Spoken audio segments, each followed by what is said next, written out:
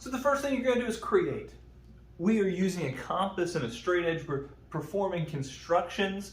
We're not drawing. It's not art. There is no freehand lines when it comes to constructions. Everything is created using the compass or the straight edge. And that's what we're using to measure the compass. And so we've seen some constructions in class. There's videos on constructions at youtube.com/docwalk. Look for the constructions playlist in the geometry section.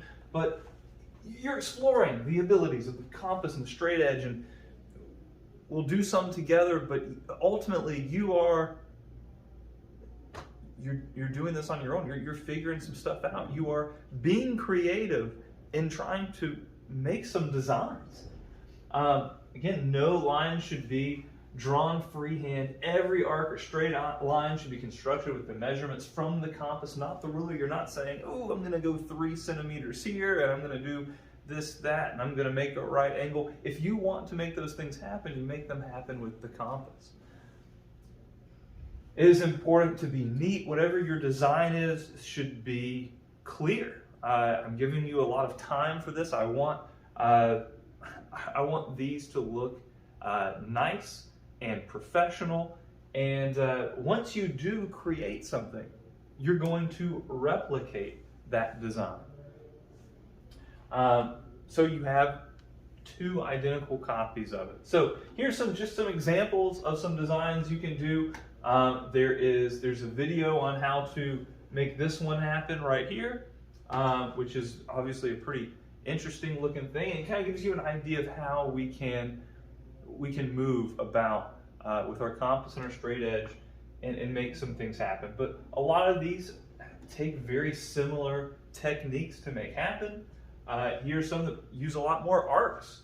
Again, the more creative you want to be, the better. I do not expect you to just replicate these.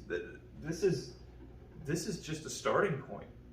Please go to town, be creative, be inventive. Here in class we have an idea wall. Several students that came before you, our first ever valedictorian, Cameron Johnson, our first ever salutatorian, Amelia Janad, veteran of geometry class, Amy Yoon, and then I've got designs from all kinds of students previously. So come get inspired. Take a look at these. Some of them are simpler designs, some of them are definitely more intricate, and again, be creative. And so you have a pair of designs. Whatever you've decided to create, you have 2 of them. You have 3 pairs of designs. You've been creative, and you can do more than that if you want to, but what I'm requiring you to do is 3 pairs of designs. Something unique, and then you duplicate it. And with one of those, you're going to make it special. You're going to color it however you want to. You're going to make it stand out. Maybe now you want to introduce your art skills, and you're going to shade it, and you're going to do whatever you want to there. That's up to you. I don't have art skills, so I rely more on the color pencil, the magic marker, the Sharpie to do some nice bold lines. But I can make some interesting things happen with those. I'm making this a standout image. I took the design, I am coloring it, I'm making it special. But then with the other one, step 4 says we're going to show evidence. So here we are taking that other one. Again, it's a duplicate of our coloring, of our perfect design, and we are doing some geometry with this when it comes to numbers, as we've seen geometry throughout a lot of this course. So you're going to label this with at least 10 dimensions, and at least 5 of those need to be calculated. So here's where we actually come through with our ruler. We measure some things. You can grab a protractor, you can measure angles, and you can measure as many things as you want to when it comes to just using a protractor or ruler to measure angles and segment lengths and things like that. But you then need to use those to calculate at least 5 things. for at least a total of 10 dimensions. So you can calculate things such as angle measure, segment length, arc measure, perimeter, circumference, area, all of those different things that we've used. You could use triangle theorems, you could use trigonometry if there's a right triangle, or even if there isn't, because of course we know how to deal with the law of sines and cosines if you have triangles in play. And so you can use anything that we've talked about in class to do those calculations. And of course you need to show your work for these. Sorry, there's a blown up image of that one. And then for each of these we do want to also write an explanation. How do we create it? So you're breaking down your steps. And so if I'm thinking about this, as I'm creating my design, maybe the second time, I've created it once and I'm going about duplicating it. Well, that second time I might want to write down my steps as I'm doing it, because that is part of this. How, if I were to go back and try to do what you did, tell me how I would do it. Explain it. You could explain it in a paragraph form. You could explain it in kind of more of a bulleted list form. How do I do it? Don't leave a step out. It needs to make sense. I just want to know I want you to communicate. How did you actually create that design? And we want an explanation for each one of those.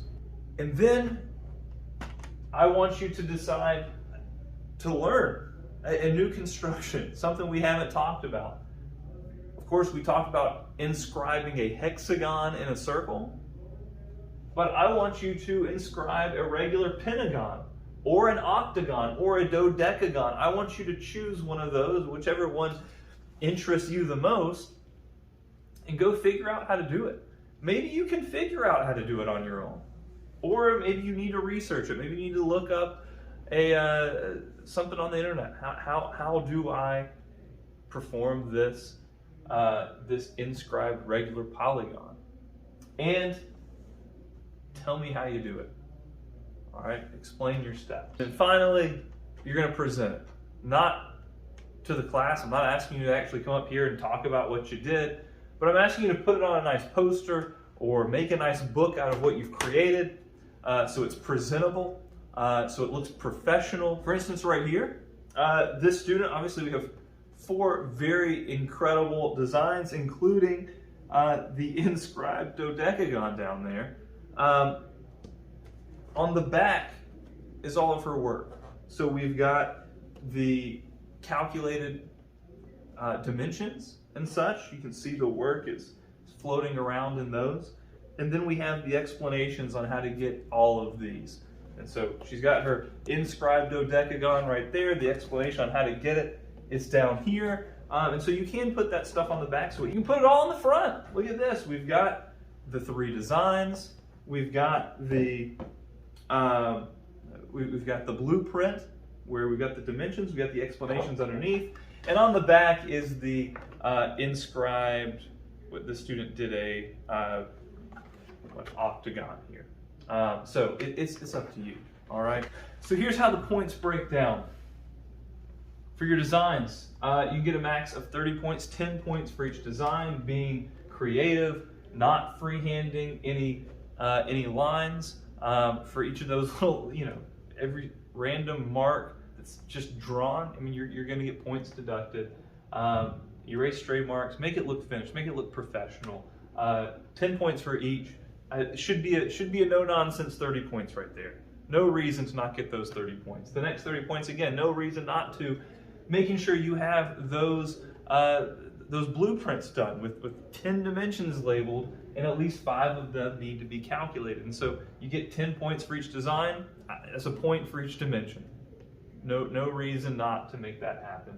And then you get 5 points for each design for your explanations. So again, this right here, 75 points. No reason we shouldn't get those points right there. And then you get to pick, you're doing your inscribed regular polygon. You can choose any of those, creating it, explaining it correctly, doing it correctly. You get a total of 15 points for that. And then you get 10 points just for putting it in a very nice professional presentation.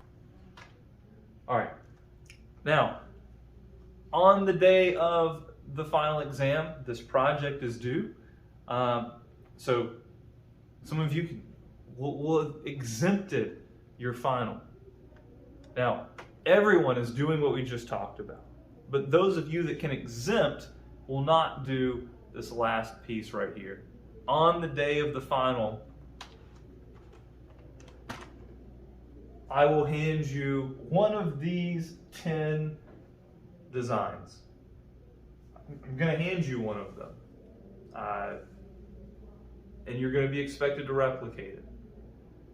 So, a lot of these, actually, all of these start with ideas that we've already talked about. Nothing is crazy, but you have between now and then to make sure you feel comfortable creating this design with a compass and a straight edge. Again, it's not drawing. That's not what this is about. But this is about showing, hey, I can take a compass and a straight edge. I can create a design. And so you can practice these beforehand, but you're going to get one of these 10. You're going to create the design, and you're going to explain in words how you did it. And that's it. That's what you're doing on the final day of class in here. Per school policy, what you do here will be averaged with what you get on your final, on the project portion that you had already turned in, and that will be your final exam grade in this class. So some of you will be able to exempt this last part right here. For those that are coming on that last day, my recommendation is that you try to make these happen before you show up that day. Make sure you are comfortable using a compass and a straight edge, and you know how to explain your steps. And just, again, explaining steps so that I could read them and follow along. That's it.